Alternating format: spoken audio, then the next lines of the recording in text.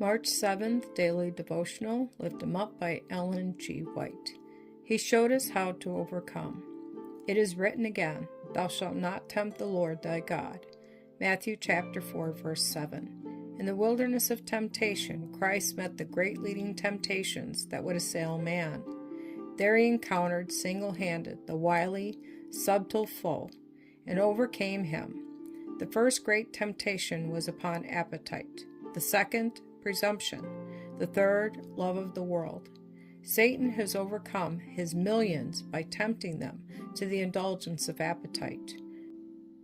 Through the gratification of the taste, the nervous system becomes excited and the brain power enfeebled, making it impossible to think calmly or rationally. The mind is unbalanced. Its higher, nobler faculties are perverted to serve animal lusts, and the sacred eternal interests are not regarded. When this object is gained, Satan can come with his two other leading temptations and find ready access. His manifold temptations grow out of these three great leading points. Presumption is a common temptation, and as Satan assails men with this, he obtains the victory 9 times out of 10. Those who profess to be followers of Christ and claim by their faith to have been enlisted in the warfare against all evil in their nature frequently plunge without thought into temptations from which it would require a miracle to bring them forth unsullied.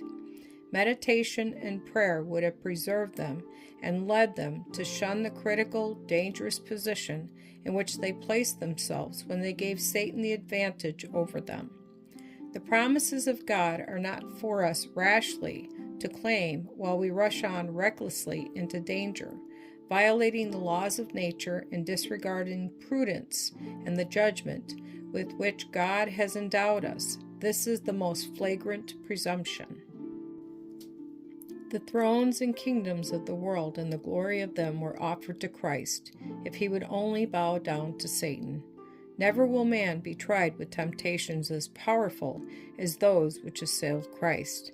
Satan came with worldly honor, wealth, and the pleasures of life, and presented them in the most attractive light to allure and deceive. All these things, said he to Christ, will I give thee, if thou wilt fall down and worship me. Christ repelled the wily foe and came off victor. Matthew chapter 4, verse 9. Christ's example is before us. He overcame Satan, showing us how he may also overcome. Christ resisted Satan with Scripture. He might have had recourse to his own divine power and used his own words, but he said, It is written. Matthew chapter 4, verse 4 and verse 7. If the sacred Scriptures were studied and followed, the Christian would be fortified to meet the wily foe. When the religion of Christ rules in the heart, conscience approves, and peace and happiness reign. Perplexity and trouble may surround, yet there is light in the soul. Submission, love, and gratitude to God keep sunshine in the heart, though the day may be ever so cloudy.